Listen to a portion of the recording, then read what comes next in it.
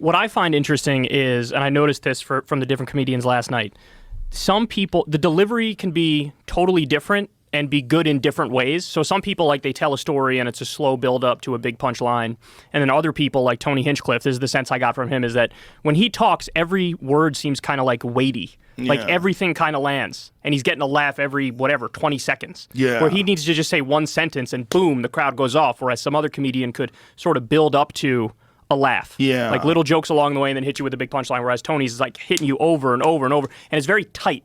His set was very tight, where it's like every word in this is in a place where I'm going to get the maximum result. Yeah. Which to me, it's like you crack some sort of fucking code to be able to do that. You know what I mean? Tony's a dedicated professional. You know what I mean? He's really dedicated. That dude's obsessed with comedy. I mean, he's constantly going over his material.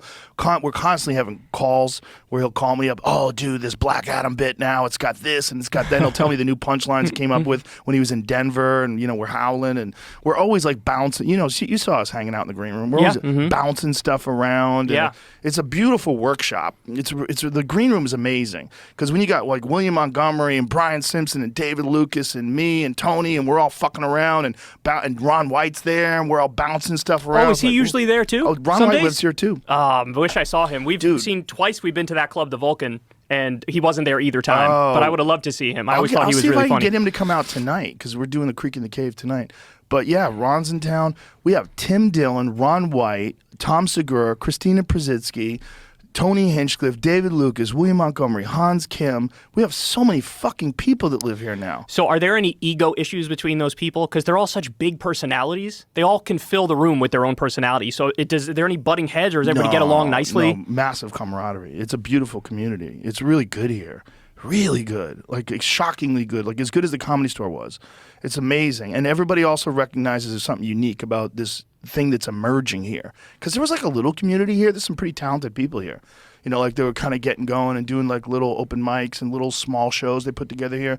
But now it's like thriving. And so there's these people that are moving here just to do stand-up. People that have this dream of doing stand-up. They're trying to get on Kill Tony. And there's clubs all around town now because the feeling of comedy being in Austin is like very tangible. So many people are excited about it. So it seems like the breakup eventually between Hollywood and comedy was inevitable, given that, you know, with Hollywood, everything is sort of pre-produced and very particular, and you got executives telling people what they can and cannot say, and everything's very kind of scripted on that front. Whereas comedy was always, in a sense, the anti-Hollywood, because it's like, all right, here anything goes. You say whatever you want.